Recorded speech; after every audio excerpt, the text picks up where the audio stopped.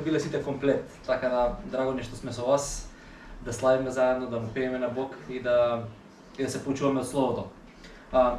Може да се помолам пред да почнам да зборувам. Господи, остануваме во Твоето присуство, Боже мој.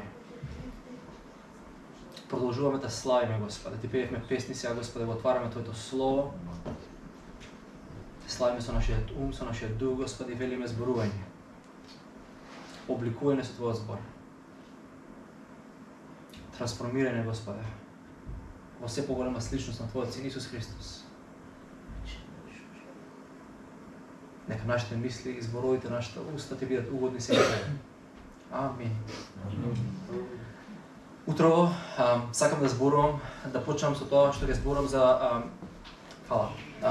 за еден дел од Божјата волја, од еден различен навод. Оно што можам да го кажам генерално на почеток е дека за Божјата волја може да зборуваме на три специфични начини. Еден е оно што е генерална Божја волја, оно што Бог го сака за секој човек. И Еремија 29:11 е еден одличен опис сумиран за оваа работа. Моите замисли, вели Господ, ги знам моите замисли зашто за вас сум замислил добро, а не зло, да ви дадам иднина и надеж. И многу други стихови кои се во овој домен може да зборуваат за една генерална Божја благонаклонетост кон човекот, кон секој човек. Без разлика дали го следи, дали не го следи, дали е добар, дали е зол. Сонцето изгрева и на добрите и на злите, вели поговорникот. Така да има една Божја специфична благонаклонетост. Од друга страна, зборуваме за Божјата волја што Бог сака од нас. Ова беше што Бог сака за нас, сега што сака Бог од нас. И ова може да најдеме една сумирана верзија во Михеј 6 глава 8 стих, каде што Михеј вели, пророкот вели: речено ти е што сака Бог од тебе, човеку, да работиш праведно, да покажеш милост и да чекориш понизно пред својот Бог. И повторно се едни генерални инструкции, кога некогаш ќе заглавиме, некој ќе затупиме, ова е добро место да се вратиме. Знаеш што Бог бара од тебе? Да бидеш понизен, милослив и праведен. Се сеќавам на една прилика, еден мој драг автор, Хенри Нуан, оди на посета кај мајка Тереза во Калкута. И самиот тој монах. И поминуваат неколку дена заедно и на крај вика, мајко вика, дај ми духовни совети. Дај ми некој духовен совет. И сега, нели, кога ќе зборува некој светец како мајка Тереза, сите уши се наклонети. Што ќе каже жената? И жената вика, моли се без престан, запојаш тоа гледаме низ новото писмо, не прекинува се молиш и немој да правиш ништо што знаеш дека е лошо. Човекот како да не го знае, ама ова се добри потсеќања што Бог бара од нас. И она трето нешто што сакам да го спомнам во однос на Божјата волја, а тоа е специфична Божја волја за секој еден од нас. Божите намери, Божите планови за твојот живот, она што Бог го осмислил за тебе. И една од работите кои што многу тешко ние да ги веруваме, дали сме следбеници на Христос или дури луѓе кои што размислуваме за него само. Ние многу тешко да веруваме дека Бог лично за нас осмислил нешто, еден калап на живот создал, во кој што тебе специфично те ставил и има план за тој. И немојте да дозволите ништо да ве залажи дека Бог нема план за вас лично. Наша работа е во процес на заедница, на заеднички живот од црквата, со Библијата и со Светиот Дух, да расудиме што е тоа што Бог нас не повика и да го живееме тоа. Сега, овие три нешта кои ќе трнеме на страна, ќе спомнеме на четврта димензија. А тоа е нашата волја во улога на Божјата. Што ние што сакаме, како ние действуваме, каква корелација има тоа со оно што Бог го сака од нас, Бог го сака за нас и го има за нас. И за таа цел, јас сакам да почнеме со еден текст кој што ќе го прочитаме од Лука, Евангелие според Лука, кој имате Библија, слободно приклучете ми се, отворете ја. Лука 17 глава. Ќе читаме, само момент да видам кај сме.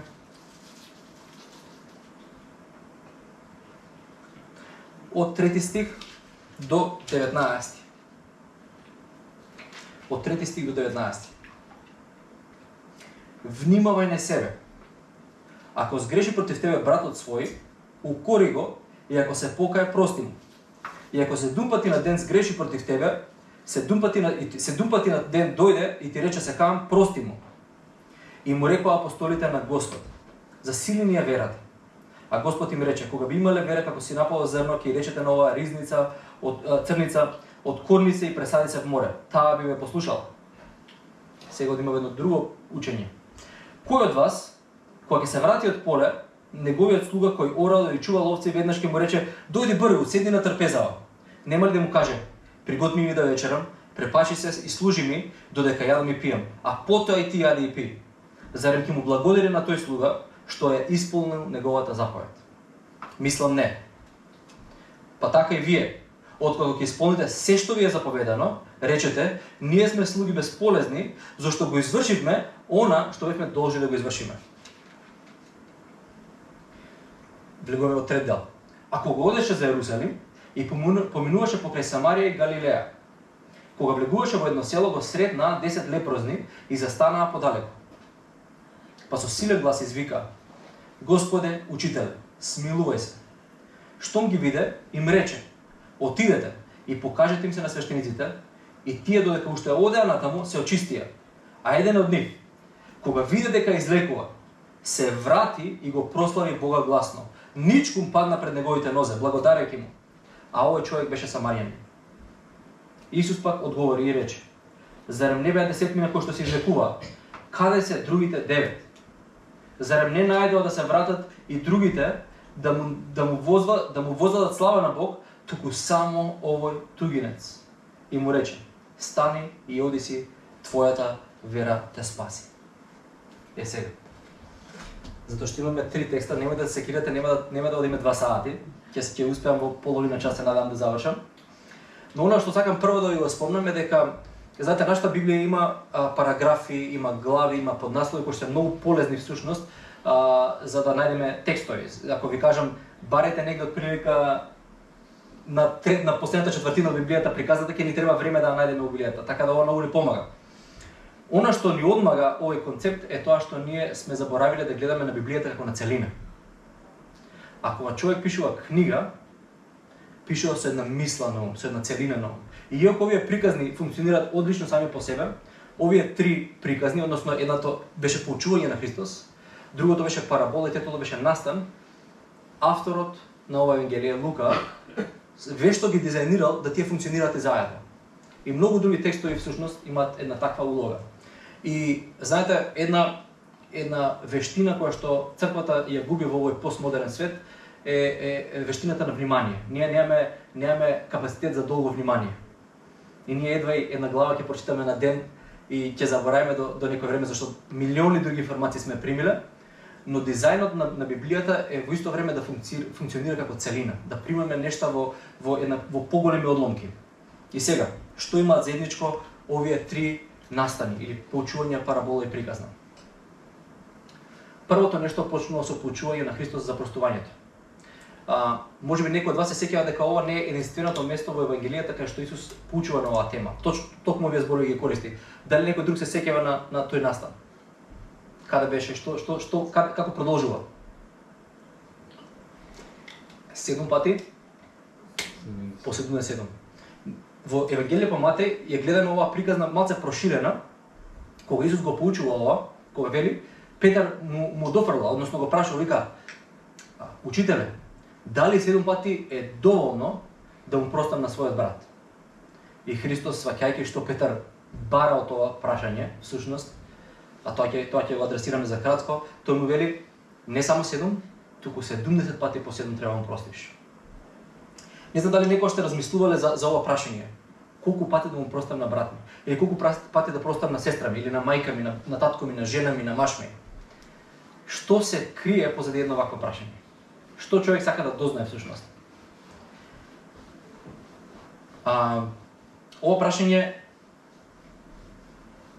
открива за Петар во овој стадиум, често пати за нас, дека Петар бара не како да даде повеќе дарежливост и како да биде помилослив, туку бара начин како да се извлече од ситуацијата каде што има одговорност да направи нешто. И тој бара, ако е до 7 пати, лесна работа. Можам 7 пати да простам. Ама што правиме посебно тоа? Посебно тоа, можам слободно да те откачам, можам да те одсечам, да речам, јас се справив со тебе. И всушност, Библијата има, особено во Новиот Завет, среќаваме многу вакви прашања. Прашања кои што може нас ни промакнуваат затоа што сме ги слушнале толку многу пати, но ваквите прашања навистина откриваат нешто за луѓето кои што ги поставуваат, како на пример, колку пати да простам, кој е мојот ближен? Кој е мојот ближен, Господи? Сеќавате колку пати ова е предмет на дискусија на Исус со луѓето околу него? Повторно, зошто ова прашање е поставувано?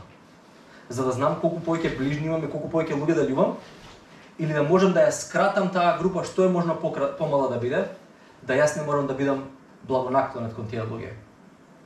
Што му дава право на мажот да се разведе од жената? Кога треба да се пости? Што смеам да правам во саботен ден? Од што треба се дава десеток? И знаете, и ако ги прошириме овие прашања во нашиот контекст, христијанин колку пати месечно треба да оди во црква? Дали треба да давам десеток и од фриленс работата и од хонорарните проекти или само од платата? Прашања кои што откриваат за нас една тажна ситуација, тоа дека не го познаваме доволно добро срцето на таткото. И дека всушност она што нас не интересира, еден став кој што јас би сакал да го наречам, а тоа е ставот на религија на минимум учинок или допринос, ако сакат да немаме сарбизми. Религија на минимум допринос. Што е минимално тоа што се бара од мене, колку јас да помине работава? Што треба, Господи, да направам да се спасам? Сеќавате на тоа прашање. Што треба да направам да се спасам? Доволно е тоа. И сега, не знам за вас, има некои помлади луѓе, верувам дека не гледам средношколци, вие сте факултет веќе, ама во моје време, значи во секој клас, и во основно и во средно, имаше по еден лик, во средно, особено еден дечко кој што, кој ќе има испрашување, значи, доаѓа еден професорката и вика, нареден час имаме тест, ама слободно, кој е спремен, ќе имаме усмен тест, ама кој е спремен денес, може да одговара и денес. И тој човек, кој што шанси нема, знаеме како поминува, дига рака и ние се чудиме сите, викаме човекот е спремен да одговара. И он вика, кажи, му вика професорката, вика, професор, ќе само да прашам, што треба да се научи за двојка? Што треба да се научи за двојка? И овој став, овие прашања, токму тоа го откриваат. Што треба јас да направам колку да помине, да заврши работава? Сега, ова како што велам јас еден став кој што покажува за нас често пати дека ние не ја познаваме добро Божјата благонаклонетост, неговата добрина и милост кон нас, па да гледаме само да поминеме. Од другата страна, имаме многу интересни спротивни реакции кај луѓе кои што се среќаваат со Христос. Често пати ова во Новиот Завет не се следбеници негови, туку се луѓе кои што иницијално го среќаваат. И ваквите луѓе гледаме имаат различна реакција. Ќе го спомнеме Захеј. Пред да спомнеме Захеј, Христос неколку пати кога се среќава со луѓе кои што ги ослободува од демони, ги исцелува, ги ослободува од грев, жената која што е фатена во прелюба, на многумина од нив им дава многу слични и минимални инструкции. Сеќавате што се инструкциите? Оди во мир и не греши повеќе. Значи, како што го читавме Миќе практично. Оди во мир и не греши повеќе. Исус доаѓа во Ерихон и се среќава со Захеј. Специфично оди за него во тој град, всушност не кажува приказната. И додека Исус седи со Захеј, не знаеме детали од тој разговор, јас сум многу љубопитен кога ќе отидам во небесото да ми го прераскаже Захеј тој разговор, но Захеј искусува нешто од Христос, да он има многу различна реакција. А неговата реакција е, може да ја наречеме, самоиницијативност, родена или родена од благодарност. Самоиницијативност, родена од благодарност, наспроти религиозност на минимум допринос. Два различни става. И Захеј вели, Господи, ако сум украл нешто, дупло ќе го вратам и како беше, на тие што сум ми земал, што сум ги оштил по 4 пати ќе вратам повеќе од тоа што сум земал. Бегајте од Захеј, пара жиранти, човекот има многу за враќање. Значи, Захеј се става у себе си у позиција на неверојатна дарежливост во момент кога тоа не е побарано од него. Зошто? Затоа што се случило нешто значајно во таа средба негова со Христос, која што верувам дека му го променила животот за многу подолго отколку една импулсивна дарежлива реакција. Но токму тоа има потенцијал. Кога ние општиме со Бог, кога ние имаме заедништво со него, кога искусуваме неговата добрина и дарежливост кон нас, кога ќе му дозволиме тој е секогаш волен. Тој е секогаш спремен да се дарува себе секој нас. Кога ќе направиме простор во нашиот живот да го искусуваме тоа, нашето срце секогаш се инклинира на оваа страна. Бараме начини како да одговориме. И така, ако одиме понатаму во приказната, гледаме во втората приказна, односно во параболата, опис на еден човек кој што е наречен неполезен или безполезен слуга. Сега, за жал, јас сум сретнал многу пати луѓе, се надевам не некој меѓу вас. Ако има некој меѓу вас, ќе ја скршам приказната сега, ама често пати луѓе сметаат дека овој лик е опишен како некој позитивен човек кој што ние треба да се огледаме кон него. И често пати јас сум слушал луѓе дека јас сум се представува човек безполезен Божи слуга. Сигурно не би сакал да те ослови некој така, тоа сум сигурен, а тоа што во ниеден друг контекст не би сакале луѓето да сметаат на нас како луѓе кои што е безполезни, со никаков допринос и со никаква добрина кон другите. Пошто тоа значи да бидеш безполезен. Ако се сеќавате на 2 Петрово писмо, може да го прочитаме тој дел, 2 Петрово 1 глава, Петар дава еден интересен опис на една траекторија на христијанскиот живот, како се развива христијанскиот живот. Дава иницијално во првите 4 стиха како влеговме во нов живот на царството, со наследници на нарекува во Божјата природа, и потоа кажува на вашата вера, поради тоа што станавте соученици во Божјата природа, во тој живот, избегнавте од распадливоста на ова поколение, вели, поради ова, вложете во сиот ваш труд. Пазите, чива улога има сега, кој го прави ова? Вие вложите во вашиот труд, кој што нема да остане само на ваша сила. Бог ќе ви асистира, ќе се приклучи во тој процес. Гледајте целосно да допринесете на својата вера со добродел или со доблест, да се трансформира вашиот карактер, а на вашата доблест да дадете знаење, а на знаењето да допринесете со воздржување или трпение, а кон трпението побожност, а кон побожноста братолюбивост, кон братолюбивоста љубов или агапе, божествена љубов. И оваа транзиција на овој, практично последниот дел да го прочитав, и оваа транзиција практично секаде завршува на ваков начин. Не секаде е иста по редослед, ама каде да читате во Новиот Завет, во однос на како се менува човекот, секогаш крајната цел е агапе. Секогаш агапе. Коринјаните 13 глава, Колосјаните 3 глава, Римјаните 5 глава, секаде кај што читаме транзиција на човековиот живот, кулминира со ова. Но оно што сакав да го прочитам всушност, кога завршува ова, затоа што ако вие ги имате овие добрини во вас, овој процес на постојна трансформација, и ќе се умножуваат. Внимавајте, сега тие се умножуваат, сега не ги умножувате вие, тие се умножуваат. Тие нема да ве остават празни, ниту безполезни во опознавањето на нашиот Господ Исус Христос. А оној кој што ги нема овие доблести, тој е слеп, кусоглед и заборава дека е очистен од поранешните гревови. И сега, ако се вратиме на нашата приказна, гледаме дека и апостол Петар не се слага дека врвот на христијанската доблест е човек да се нарече безполезен слуга. Но зашто станува збор во приказна? И зашто е споена со овие други две приказни? Прво да ве прашам вас. Некој од вас имате собствени бизниси, некој од вас работите во други места. Кога вие би воделе некој проект, некој бизнис или што е да е, дали вие би ставиле човек кој што би го нарекле безполезен во одговорна позиција? Предпоставувам не. Дали сметате дека човек кој што би направил само она што му било заповедано е човек кој што е полезен? Најверојатно не, затоа што тогаш треба во секое време да се чека на вас да вие дадете следна инструкција и следна инструкција и следна инструкција. И всушност кога ќе видите зрелоста на децата се гледа ако родителите добро инвестираат во нив, е како децата постепено стануваат самостални и самоиницијативни. Ако јас на ќерка ми треба на 10 години да ги кажам истите работи што ми ги кажувал на 5 години, значи нешто не е кој што треба.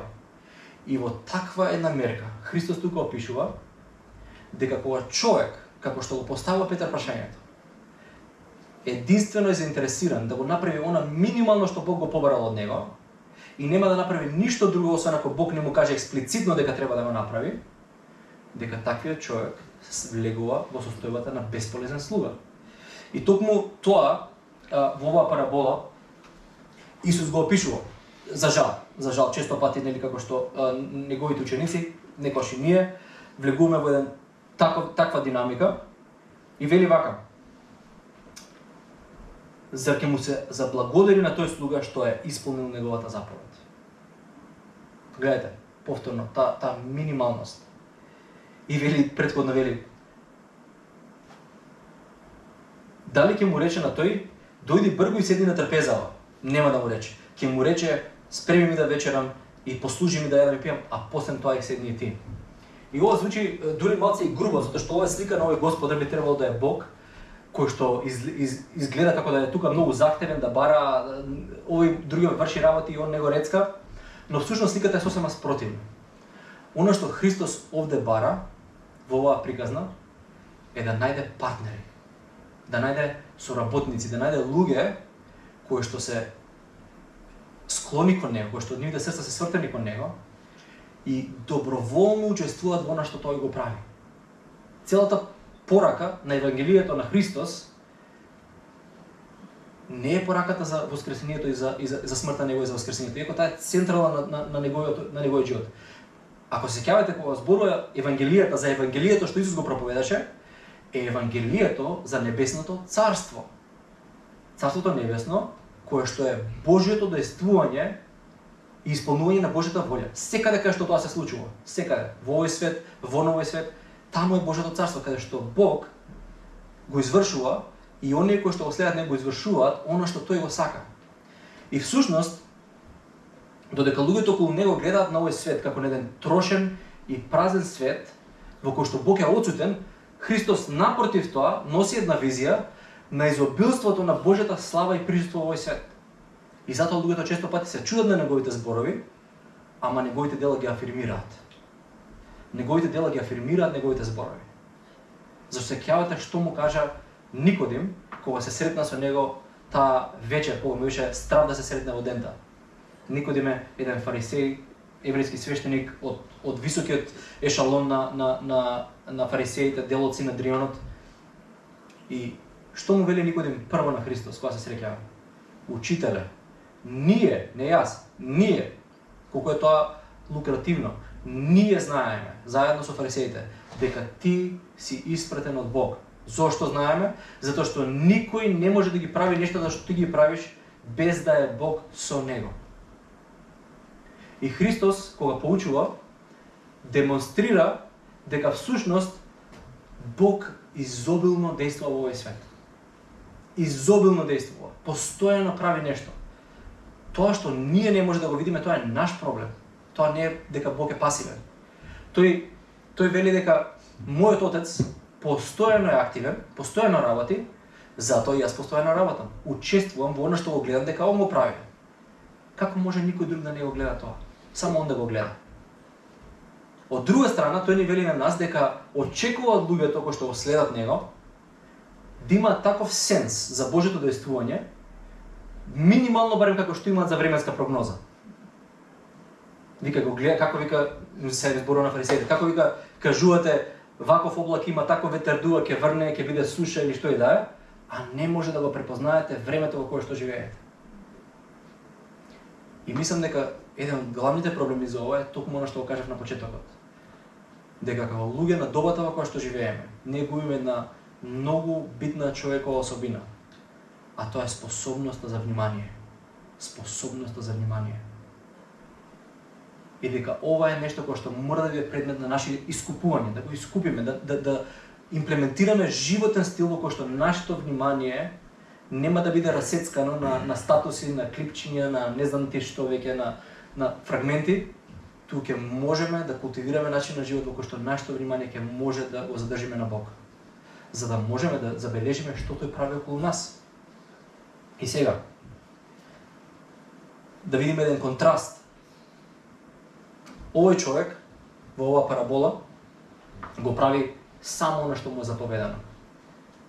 И гледаме дека Христос вели Господарот, сликата за Бог во оваа парабола, нема да му рече дојди и седни на трпезата, ја ти послушам. Тоа не е затоа што Бог не го љуби овој човек, тоа не е затоа што Бог не би сакал овој човек да биде нагостен, тоа е затоа што овој човек нема сенс на тоа да го љуби Бог и да го љуби она што Бог го сака.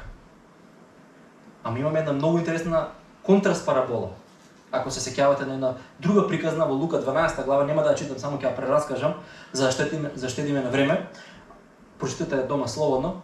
Таа парабола ни дава слична ситуација на еден господар кој што бил на некоја прослава или свадба што бил и се враќа дома доцна во ноќта, каде што сите спијат. Слугите немаат обврска никаква да чекаат во ноќта да се врати господарот и да го послужат. Но сеќавате што се случува во таа парабола? Тие во време кај што нема струја, нема топла вода, нема микровална, нема фрижидер да отидеш се грицнеш нешто кога ќе се вратиш, да се замиеш, да се исплакнеш. Тие седат во ноќта со светла, му топлат вода и му подготвуваат трпеза да јаде кога ќе се врати вечерта. И сеќавате кој е контрастот таму. И вели беше фасциниран од нивната реакција, фасциниран од нивната желба да му послужат. Не беше тоа очекувано од нив. И знаете што направи господарот таму? И им рече на нив: седнете на трпезата, и тој почна нив да им служи. Сосема спротставено. Сосема огромен контраст. Сега тој, повторна слика за Бог, им служи на овие луѓе кои што направиле нешто под сопствена иницијативност. И знаете, како што прави Павле еден контраст во Галатјаните на дете во споредба со законот, дека имате слуга или роб и имате деца. Знаете, слугите не го чекаат господарот, ама родителите ги чекаат своите деца. И своите деца ги чекаат родителите. И во оваа парабола гледаме на различен став, една близина кон оној што го пречекуваш, во таа самоиницијативност. И Лука 12 глава 37 стих вели: вистина ви велам, ќе им рече, седнете на трпезата и ќе дојде да им служи. И во овој контраст повторно гледаме дека Бог е заинтересиран за луѓе кои што се негови партнери, луѓе кои што се негови соработници, луѓе кои што го познаваат и не бараат да поминат со минимум. Не бараат само некако да помине нешто. Накратко само третата приказна. Сега гледаме во оваа приказна каде што имаме 10 лепрозни, кој што многу интересно. Знаете, во тоа време лепрата се сметала како многу опасна болест, сериозна болест и практично го ограничува максимално твоето движење. Лепрозите имаат одредени места кај што се смеат да се движат и ако се движат по некаква потреба во место каде што има луѓе, мора да викаат лепрозен за да бегаат од луѓето. Нивна одговорност е се тргаат од луѓето, не луѓето од нив. Како и да може да звучи сурово, ама такви биле нештата. И она што е интересно за овие 10 лепрозни е дека овие луѓе се приближуваат кон Христос, што е сосема спротивно на нивните закони. Мене тоа ми зборува дека овие луѓе знаат нешто основно за Христос да би се осмелили на такво нешто. Знаат дека овој човек нема вратено никој кој што има придена кај него. Знаат дел од приказните кои што Исус ги исцелува, кои што се контракултурни, се јавни. Како например, што спомнавме, жената фатена во прелива. Жена која што по еврејскиот закон би требало да биде каменувана, но Христос ја ослободува од осудата на фарисеите. И верувам дека овие луѓе знаат нешто минимум толку за Христос. Но имаме повторно два типа на луѓе, односно 9 со 1, ама едниот е различно од тие 9. 9 ги интересира само нивното исцеление. Само она што тие може да го добијат од него. И доаѓа да си го земат тоа, и знаете што? Знае Христос. Он тоа го знае. Нема ништо скриено од него.